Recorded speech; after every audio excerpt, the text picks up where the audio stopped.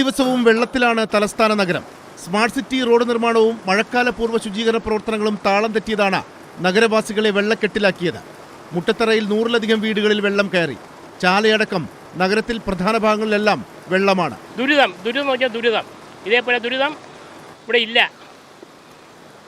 പഴയശാല എന്ന് പറഞ്ഞാൽ എന്താ പറയാ, നിങ്ങൾക്ക് ഇവിടെ ജനിച്ചു വളർന്നവൻ അയാൾ ഇവിടെ വന്നൊന്നും അന്വേഷിക്കണ്ടേ? എന്തിനാണ് കൗൺസിലർ, ജനങ്ങൾ തിരഞ്ഞെടുക്കുന്ന കൗൺസിലർ എന്തിനാണ്? പൊതുജനങ്ങളുടെ കാര്യങ്ങളെ അന്വേഷിക്കാനുള്ള ഒരാളല്ലേ. ഈ ഓട ശുചിയാക്കണമെന്ന് എത്ര വർഷം കൊണ്ട് പറയുന്നതാണ്, ചെയ്യത്തില്ല. ഒരിക്ക വെള്ളം കയറി ഇടിഞ്ഞ വീടാണ്, പിന്നെ അത് രണ്ടാമത് ഇട്ട് വെച്ച വീടാണ്. അതിലും ഇപ്പോൾ ആദ്യത്തെ വെള്ളവും കയറി ഒരുപാട് സാധനങ്ങൾ പോയി.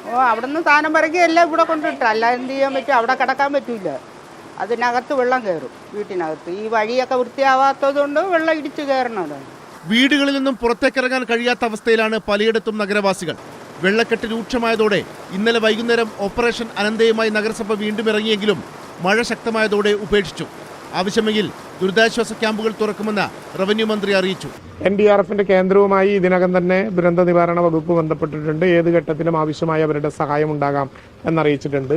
ഇടുക്കി നെടുങ്കണ്ടം പാറത്തോട്ടിൽ ജീപ്പിന് മുകളിലേക്ക് മരം വീണ് 2 പേർക്ക് പരിക്കേറ്റു. ഇതിൽ ഒരാളുടെ നില ഗുരുതരമാണ്. മല്ലപ്പള്ളി കോമളംകടവിൽ കുളിക്കാനിറങ്ങിയ 3 അതിഥി തൊഴിലാളികളിൽ ഒരാളെ കാണാതായി. കോഴിക്കോട് ശക്തമായ മഴയിൽ ഇരുവഴിഞ്ഞിപ്പുഴയിൽ മലവെള്ളപ്പാച്ചിലുണ്ടായി. മുത്തപ്പൻപുഴ, ആനക്കാംപൊയിൽ, അരിപ്പാറ എന്നിവിടങ്ങളിൽ കനത്ത മഴയാണ് പെയ്തത്.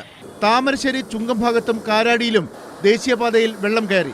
മഴ കനത്ത പശ്ചാത്തലത്തിൽ വാഴച്ചാൽ ചെക്ക് പോസ്റ്റിലും മലക്കപ്പാറ ചെക്ക് പോസ്റ്റിലും വിനോദസഞ്ചാരികളെ കടത്തിവിടില്ല.